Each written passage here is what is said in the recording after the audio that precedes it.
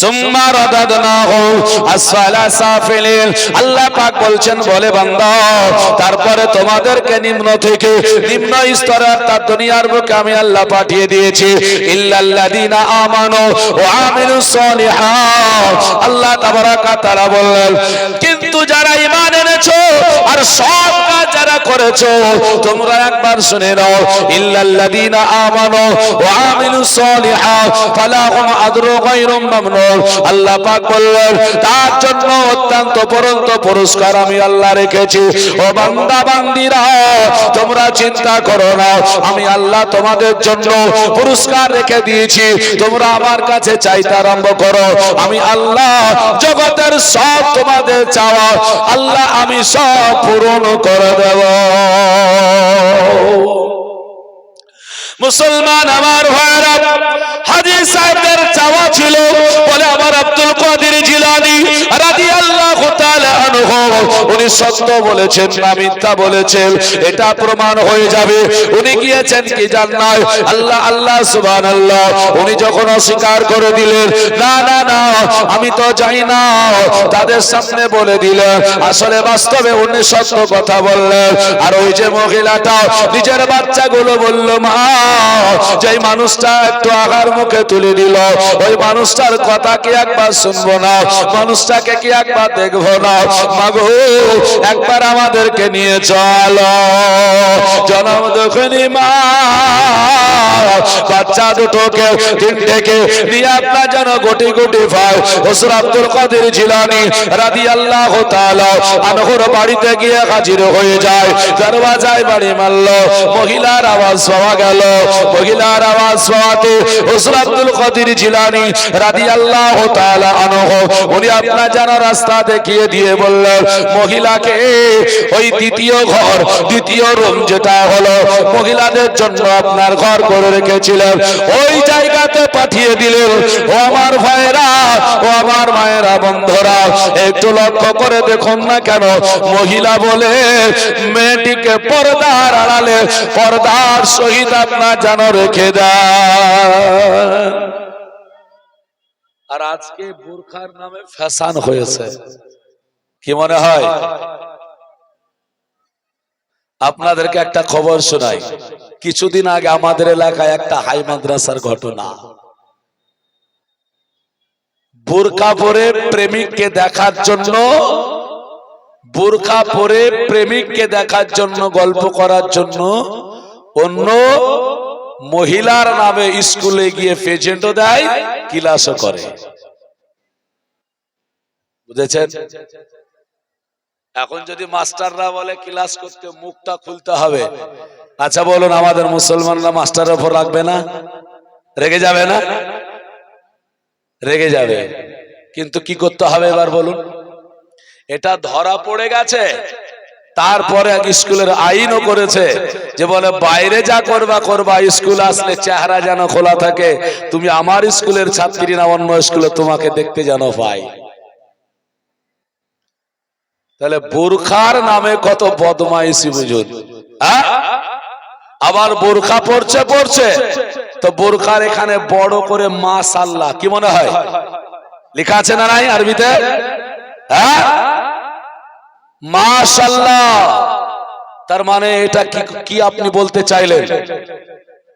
এই যে একটা লিখে আরবি দোকানে বিক্রি হচ্ছে, আর আমার মা বোনেরা বোরকা পরছেন, ভালো দিক, কিন্তু এগুলো তো শোভা পেল না, মান ইজ্জত বোরখার সব হারিয়ে দিল।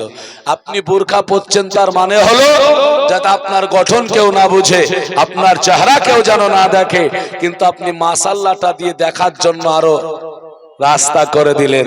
বলে বোরকা পরলে কি হবে, একবার তাকিয়ে দেখো না।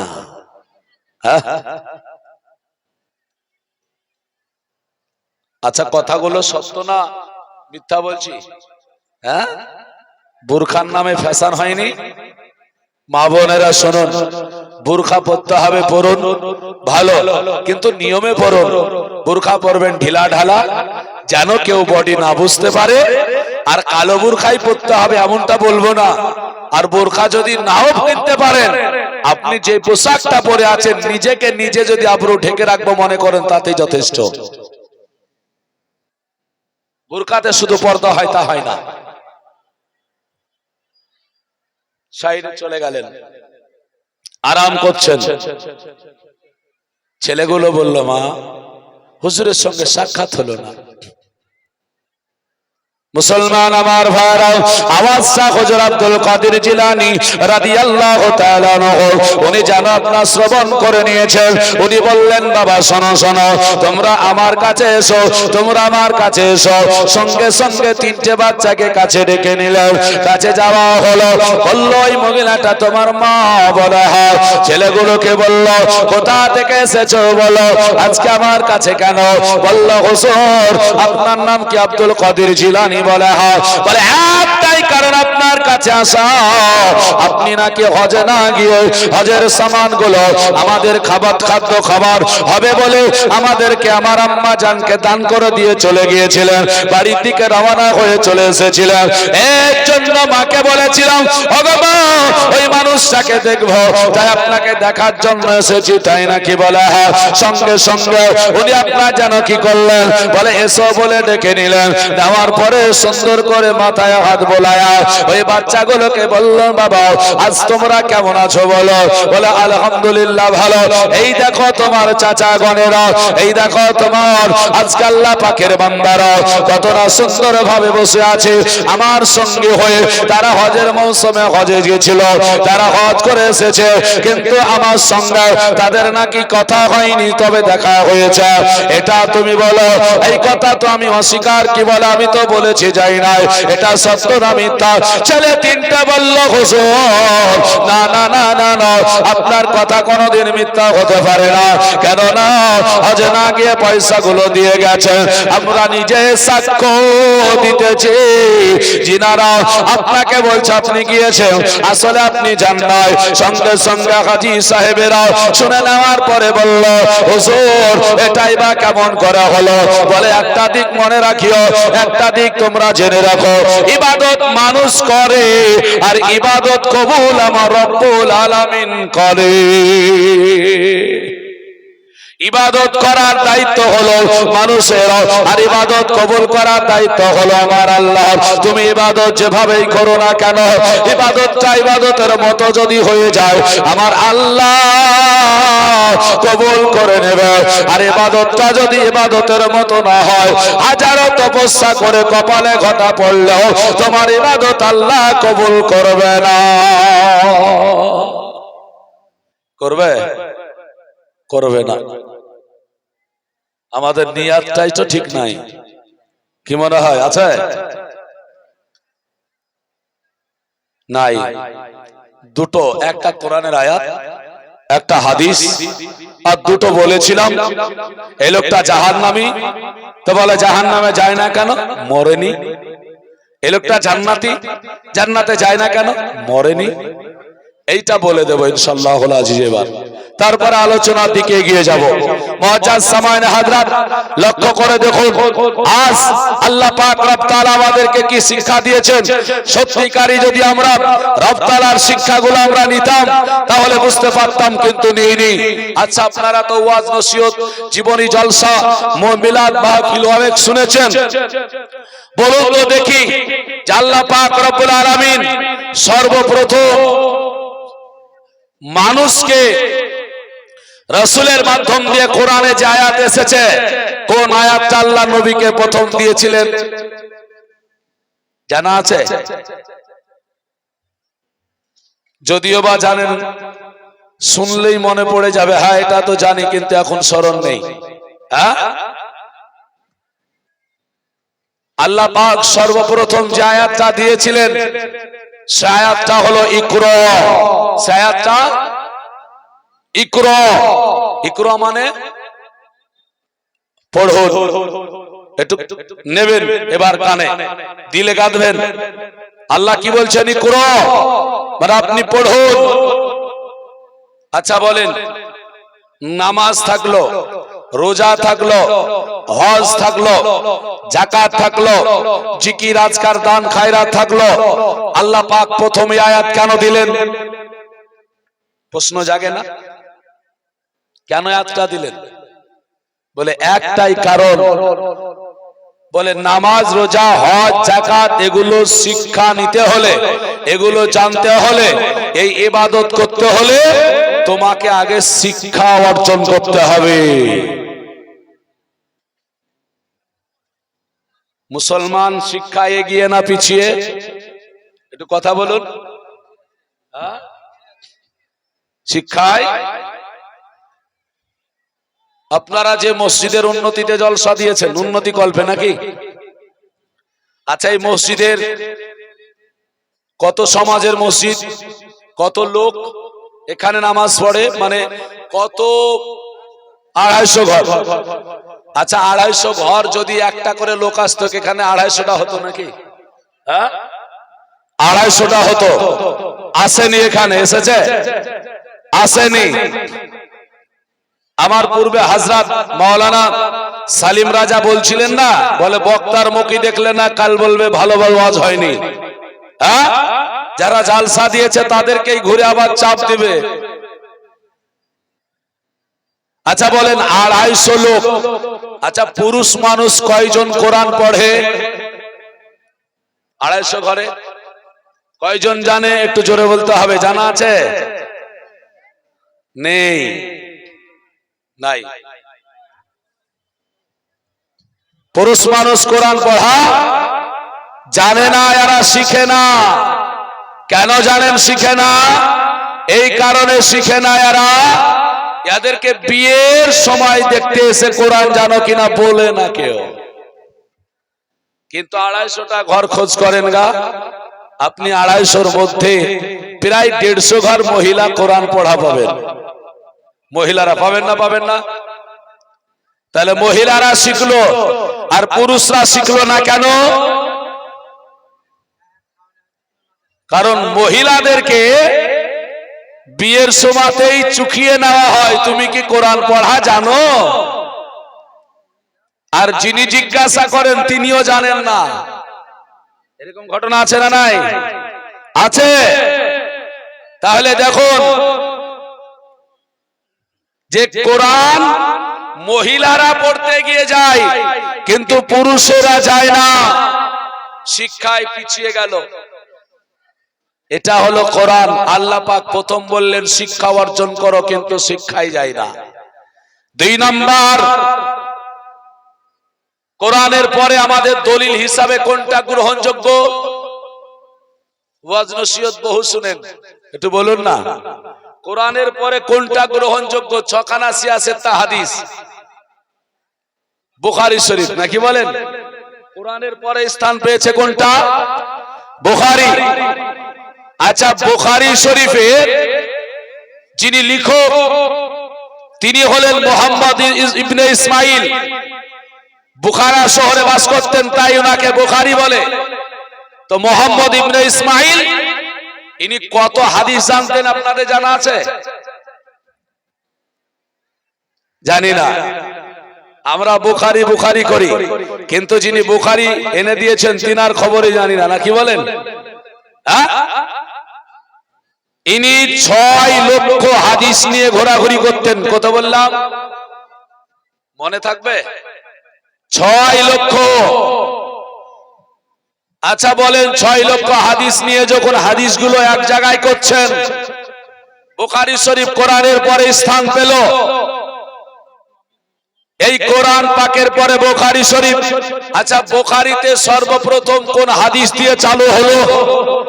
সবারই দেখুন, দুধকে দুধ, পানিকে পানি বেরিয়ে যাবে। জালসা মিলাদে কাজ কেন হয় না?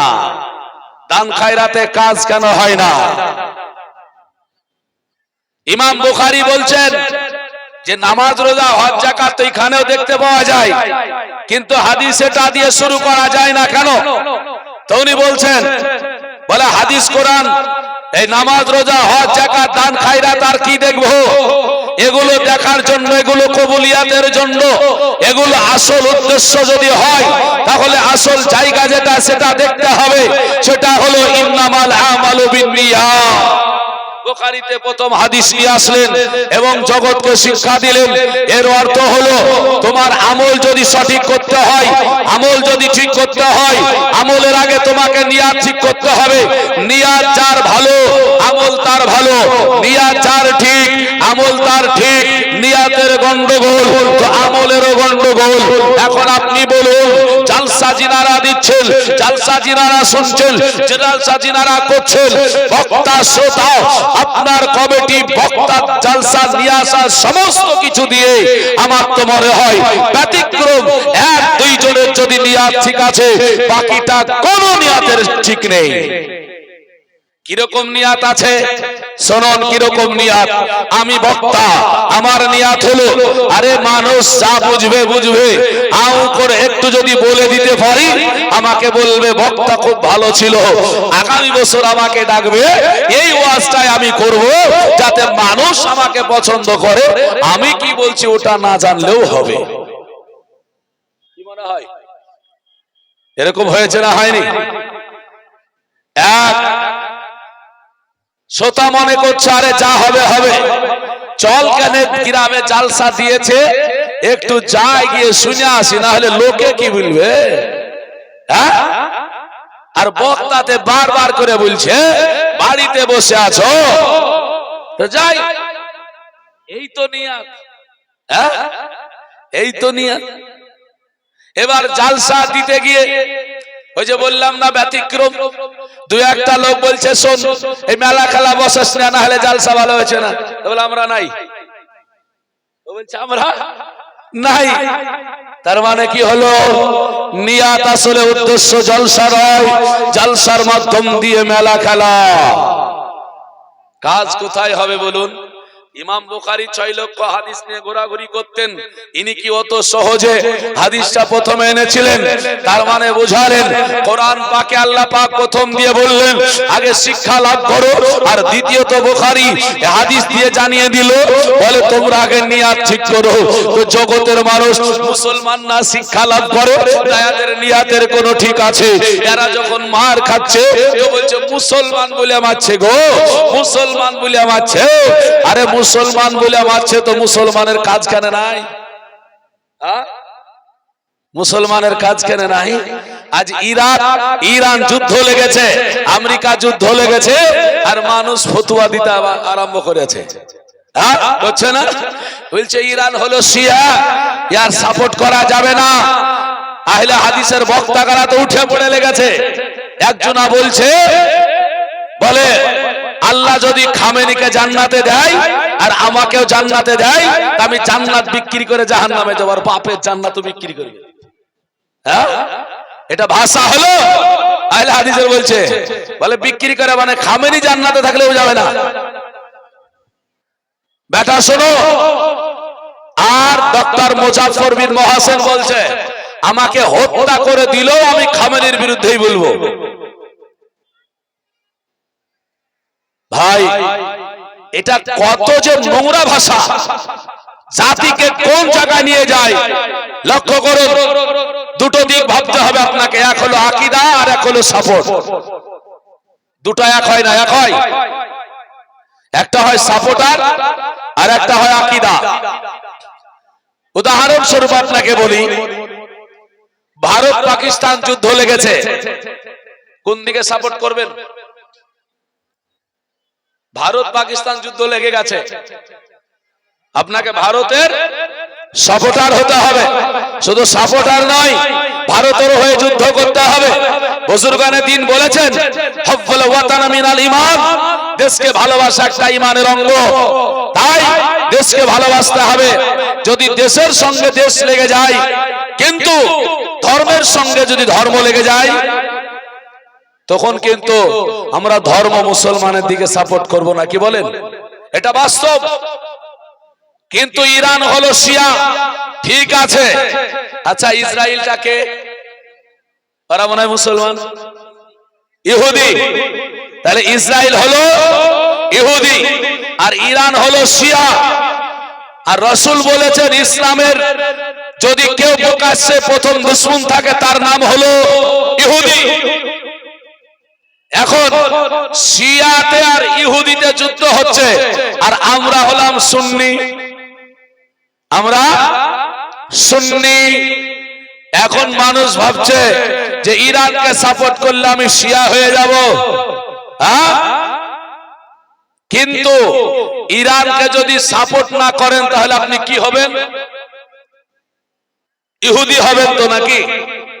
যদি ইরানের বিরুদ্ধে বলতে যান, আপনাকে বলতে হবে আকীদায় আমরা সুন্নি সুন্নি, আকীদায় ইরানের লোক যারা শিয়া শিয়া, আকীদার ক্ষেত্রে তাদের আমাদের কোনো আপোষ নেই, আকীদাতে আমাদের কোনো আপোষ নেই। কিন্তু সাপোর্টার হিসাবে আপনাকে ইহুদি আর শিয়া যদি দাঁড়িয়ে থাকে তো আপনাকে শিয়াকে সাপোর্টার হিসাবে মানতে হবে, সাপোর্টার হিসাবে সাপোর্ট করব। আকীদাতে আপোষ নেই, কিন্তু সাপোর্টে আপনাকে থাকতে হবে। কেন? কারণ দুই দিকের একদিকে সাপোর্ট নিতে গেলে আপনি তো ইহুদিদের হয়ে সাপোর্ট নিতে পারেন না। কিন্তু এটা কে বুঝাবে? মনে করছি বলতে পারলেই ভাইরাল হয়ে যাব। হ্যাঁ, খামেনি এখন ভাইরাল, আয়াতুল্লাহ খামেনি, এর কথা বলে যদি আমিও হয়ে যাই ভাইরাল, কাজ হয়ে যাবে। কিন্তু একবারও লক্ষ্য করলেন না যে আমি যাচ্ছি কোথায়? মুসলমান যাই হোক, তাহলে আমাকে আপনাকে বুঝে কথা বলা উচিত।